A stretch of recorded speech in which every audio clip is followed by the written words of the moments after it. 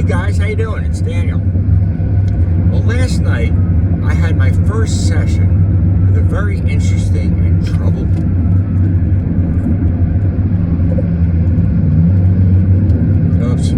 gentleman. Trouble not the way you think. This guy has layers and layers of trauma. Trauma coming at him from all sorts of directions. Not just trauma from physical abuse or emotional abuse.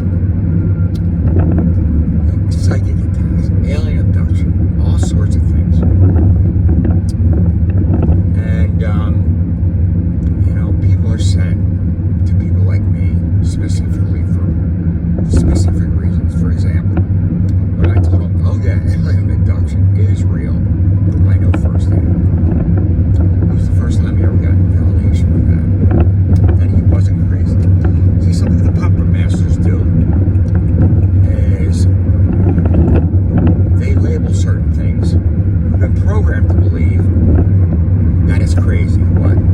Aliens, UFOs, alien abductions, Bigfoot, all sorts of things.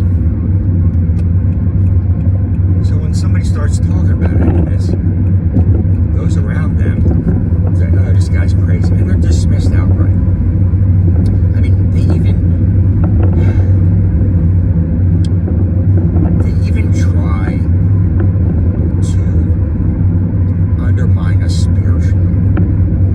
See, everyone's personal connection with whatever it is they call God, that's your thing. That's your personal connection. Your connection, your experiences with whatever that is, might be different than mine.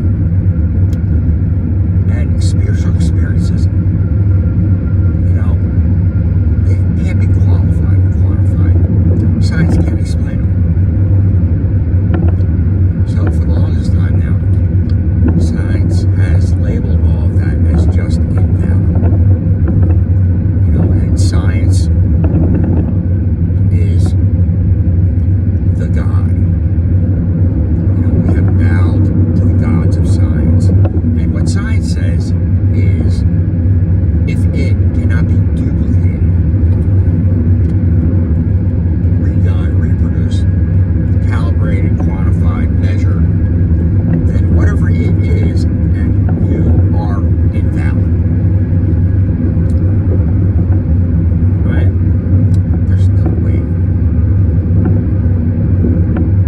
you can validate, you can prove one spiritual experience. You just can't do it.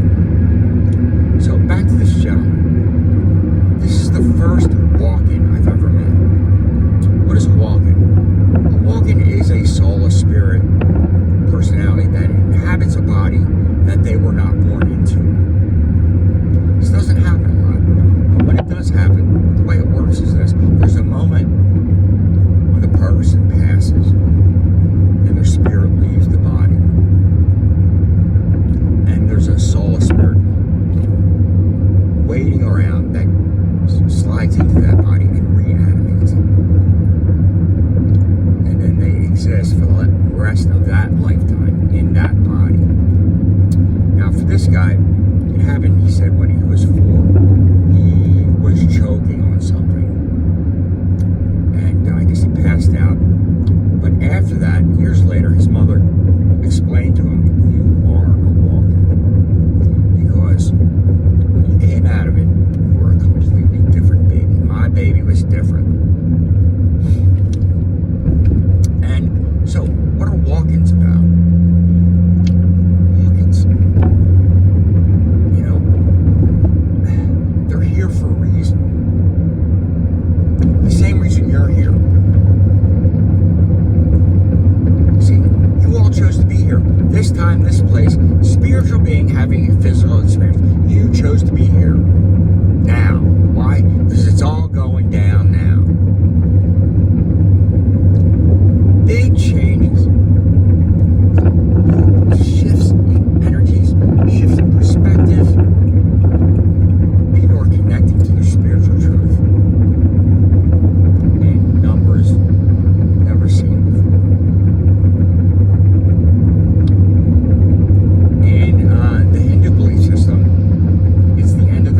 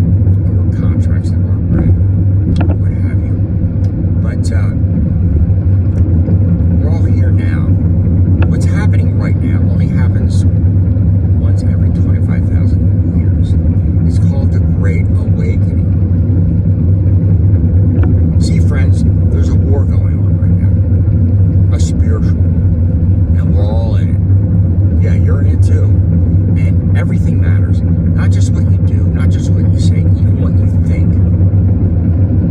is a shot from one side or the other.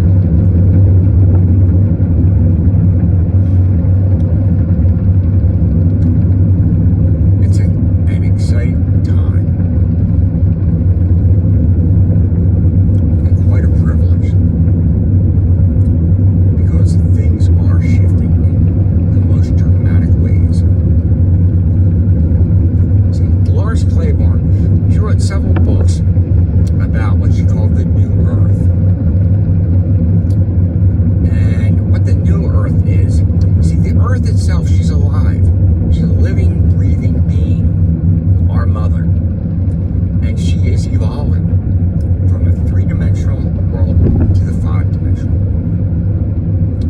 And some of us are going along for the ride, evolving to this higher state, and some are not. And it's all good. You know, we had a lot of people leave over the last couple of years. More souls will be leaving the earth.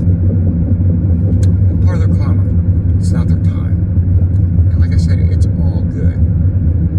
But two separate worlds are existing right now. Same time, same place. And I believe one of the best places we can see that is in politics. It might not be the best example, but it is an example. Now there's two very different perspectives. Okay? And both sides believe that their truth is the truth. And when I looked up what the truth was, that was a sad moment. You know what the truth is? The truth is whatever you believe it to be. And, you know, Buddha said it first. Just because you believe something to be true does not make it so. What? See, the work I'm doing, many times we have to challenge belief systems. The belief systems of my clients and patients need to be challenged because our belief systems are limited. In many cases, are what is in our way. They limit us.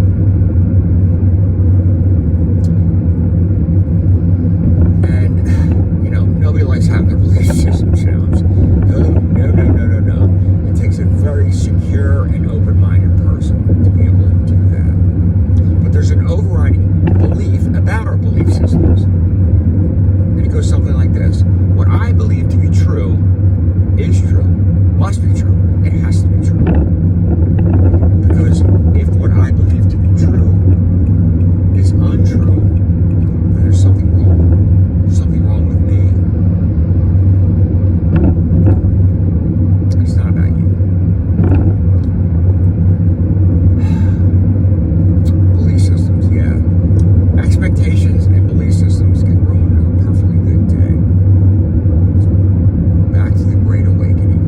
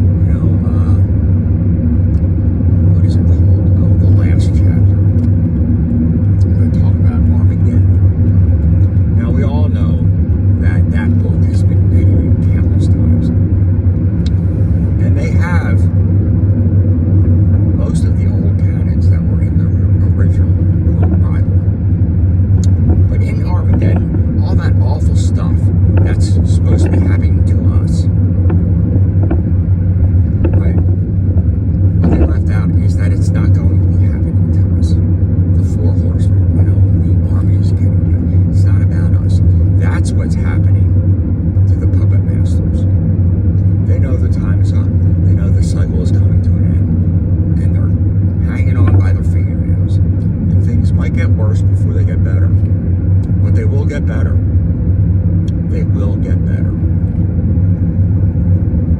Now, the second coming of Jesus. See, people are waiting for a guy to show up. That's not what's happening, the second coming. The second coming, it's a personal choice that we all make. It's a choice to connect to our spiritual selves. It's our choice to connect, dare I say it, to God consciousness, Christ consciousness, the source, the creator, whatever you want to call it. See, imagine this, friends. Imagine if everyone, or 51% of the population on the planet, were to open their minds and open their hearts.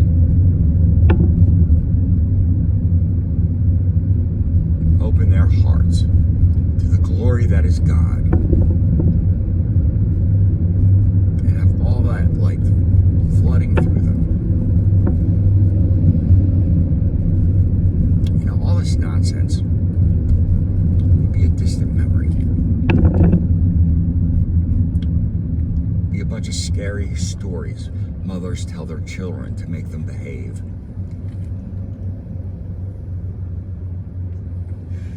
You know, what John Lennon said, imagine. Imagine, friends. Imagine. Now, when my partner at the hospital, Patty, and I, we were interviewed for a TV spot.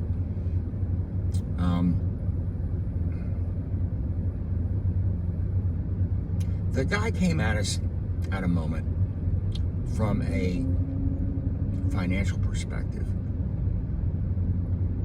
Well, only getting this.